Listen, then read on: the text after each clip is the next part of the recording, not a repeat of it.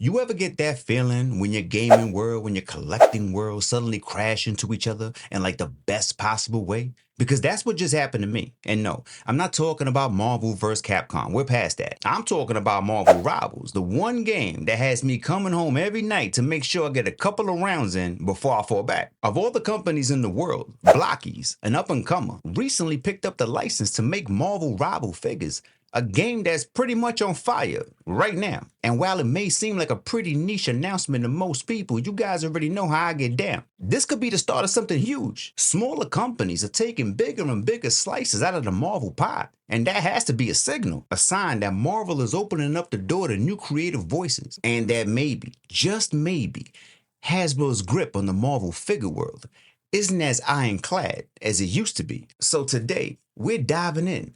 Who are Blokees? Why Marvel Rivals might be the perfect match for a new style of figures? And what does this mean for the future of Marvel Legends and collecting as a whole? Stick around.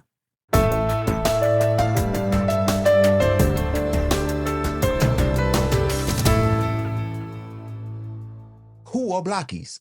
Blokees is a newer player in the figure space. They've been making noise lately by focusing on stylized, high-quality 6-inch and mini-scale figures. Think of them as a company trying to mix playability with collector quality, while at the same time trying not to fall into the just for kids zone. Now, just a quick time out because I have to pat myself on the back. I was just talking about Blokees in one of my last videos. Wasn't I just talking about Blokees? Saying that Marvel Legends should just put the pieces in a box and let us build it? I'm pretty sure that was me, and if anything, we could just roll the tape. I got that idea from Transformers because whenever I'm putting together my Blokees, I'm always thinking to myself, they should do the same thing with figures. Blokees are probably best known for their work on the Transformers line because that's when I was first introduced to them. Blokees aren't overpriced, and we probably get a lot more out of them because we do a lot of the work ourselves. I like to pick up Blokees myself whenever I'm toy hunting and I don't find what I'm looking for. You could pick up a small Blokee for like $5, so it's not really a big deal to pick up 3 or 4 at a time to give me something to do when I get home. They're not really a household name yet, but now with Marvel Rivals in their hands, that's something powerful. A license that's not only popular, but current. This right here isn't about nostalgia. It's about now, which opens up a whole different world of possibilities.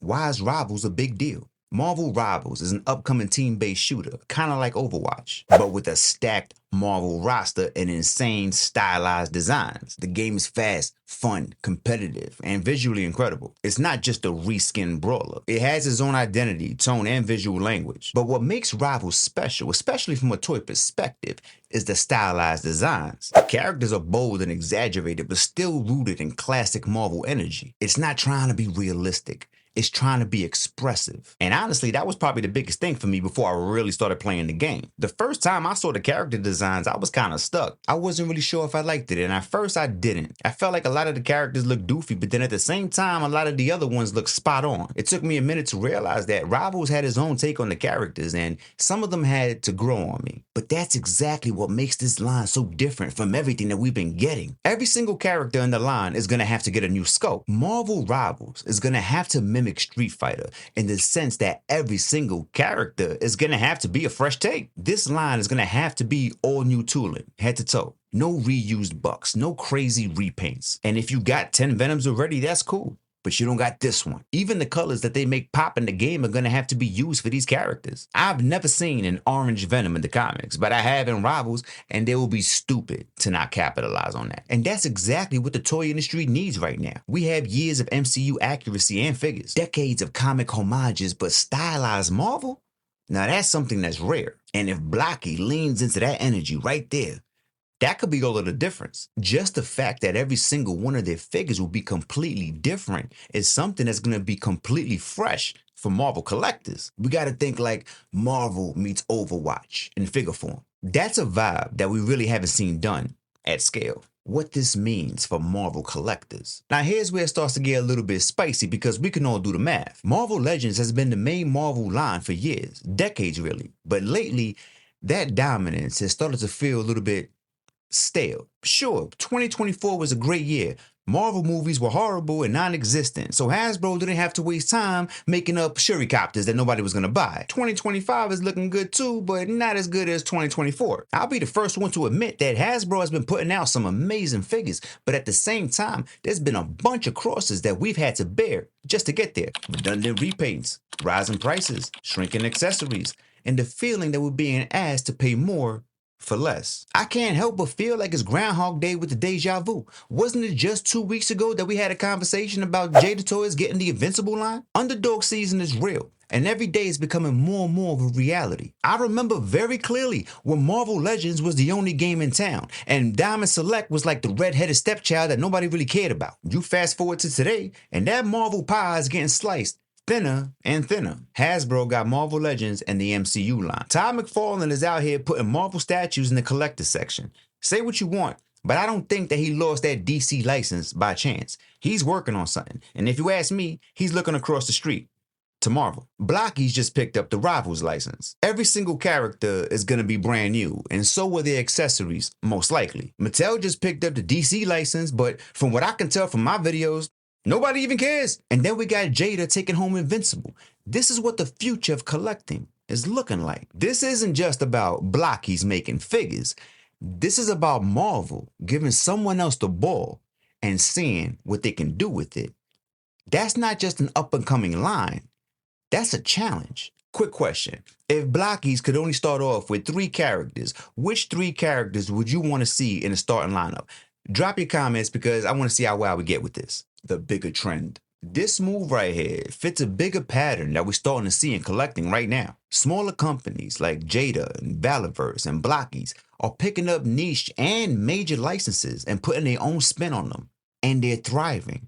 And why? It's because fans are tired of being treated like wallets. We want something new, and we want our collections to feel like they mean something to us, and we're not just working off a checklist. When Jada got Invincible, that was a major step in the right direction. I was already saying on my last video that smaller companies are doing a lot more with a lot less. When it's just the one company in the corner killing it like Jada, it's easier for the bigger companies to try to ignore them and play it down. But now you add another smaller company with a major license into the mix, and that doesn't really help the case. We got to watch the price tag on these figures. But if Blokees is as reasonable with the price as Jada is with the Street Fighter line, then Hasbro is really going to have to step it up or they're going to get left behind. This is a reminder that smaller companies can step up if they're creative enough. That Hasbro's not the only voice in town, and honestly, that's healthy. That's capitalism. And every industry needs competition to grow. Usually the bigger names like Target and Walmart have lower prices because they push more product. But not in the toy industry though. It almost seems like in the toy industry, the smaller companies offer the best prices, and it's the bigger companies that can't seem to get their stuff together. If Blokees delivers, if the articulation is solid, if the scopes are clean and the packaging is smart and the price is right, then this could be the beginning of Marvel collectors starting to finally have options. Not just, do I want the figure, but do I want the Blokees version, or do I want the Hasbro version? Now that's a shift, and that's a good one. What I'm looking for. I'm not gonna lie, the line sounds exciting, but here's what I'll be looking for to know if it's real. Scopes. Can they hit that exaggerated rival style without going too cartoon? Articulation. Can they move like legends, but still look like rivals? The price point. If they're able to undercut Hasbro and still bring quality, that's gonna be dangerous. In the best way. Character selection. Will they go wide or start slow? A lot of us are going to want to see those deep cuts. Fast. Availability. Mass retail, specialty stores, online only. All of this matters. And here's the really big one. Can they really win over both kids and adult collectors at the same time? If they manage to walk this line properly, we just might see a brand new player taking a big chunk out of Marvel's territory. At the end of the day, this isn't just a new toy line. It's really a collision between two passions, collecting and gaming. It's a moment where a fresh company is stepping up and asking the community, what if we did things differently? I love Marvel Rivals. I play and I know the character designs inside and out. So to see them jump off the screen and onto my shelf, that would be exciting to me. So if Blokees delivers, this won't be just another toy line. It's a reminder that change is possible, that new voices matter, and that sometimes the next great figure doesn't come from the biggest name, but from the name that you never saw coming. So what do you think? Are you excited for these rival figures? Do you feel like Blokees can challenge Hasbro in the Marvel figure space? Or maybe you're just holding off to see more? Let me know in the comments. Until next time. Peace.